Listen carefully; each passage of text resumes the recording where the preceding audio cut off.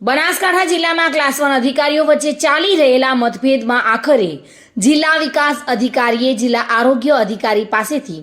તમામ સત્તાઓ આંચકી લીધી હોવાની ઘટના સામે આવી છે। જો કે જિલ્લા આરોગ્ય અધિકારીએ તેમના પર થયેલા આક્ષેપોને નકાર્યા હતા।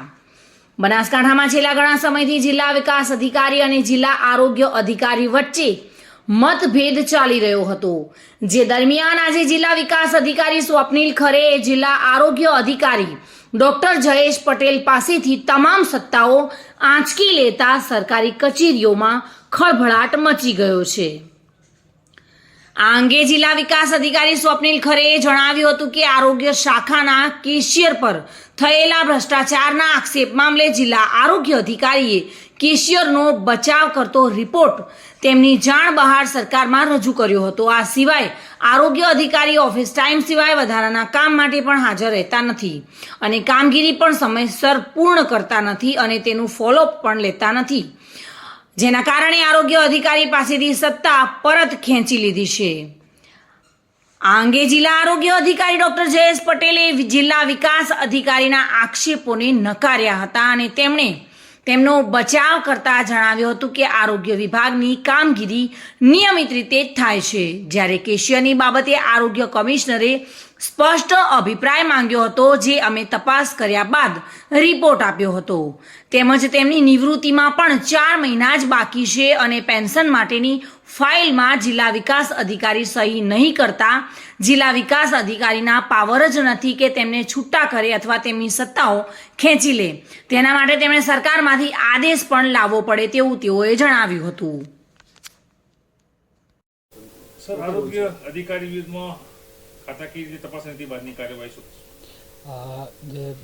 મુખ્ય જિલ્લા આરોગ્ય અધિકારી તરીકે જેમની નિમણૂક થયેલી હતી એવા ડૉક્ટર જયેશ પટેલ બાબતે અમે 2 વખતે રાજ્ય સરકારમાં પણ રિપોર્ટ કરેલો છે। એમના દ્વારા એક જે કેસ હતો જિલ્લા ફાઇનાન્સ ઓફિસર વિરુદ્ધ, એ કેસમાં અહીંયાથી તેમને દૂર કરી રાજ્ય સરકારને રિપોર્ટ કરવામાં આવ્યો હતો અને એમનો જે મુદ્દો હતો એ ભ્રષ્ટાચાર રિલેટેડ હતું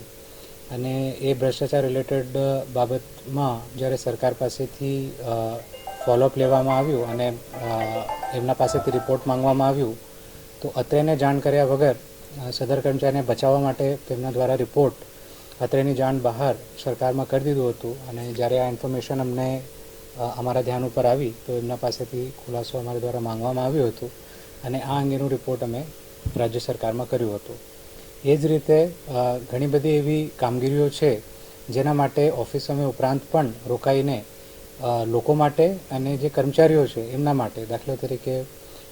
બઢતીની કામગીરી હોય, બદલીની કામગીરી હોય, ઉચ્ચતર પગાર ધોરણની કામગીરી હોય અને અન્ય લોકો સાથે જોડાયેલી કામગીરી હોય, આના માટે સમય ઉપરાંત પણ રોકાઈને જાહેર હિતમાં આપણે કામગીરી કરવી પડતી હોય છે।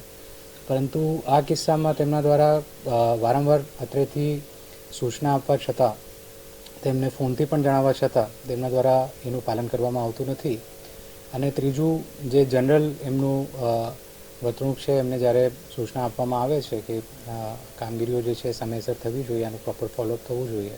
તો એ અમારા ધ્યાન ઉપર આવ્યું છે કે તેમના દ્વારા કરવામાં આવતું નથી, જેથી અમે અત્યારે હાલ આનું ચાર્જ જે છે નજીક જિલ્લા આરોગ્ય અધિકારીને સોંપેલું છે અને તેમના પાસેથી અમને સારી કામગીરી મળશે તેવી અપેક્ષા છે।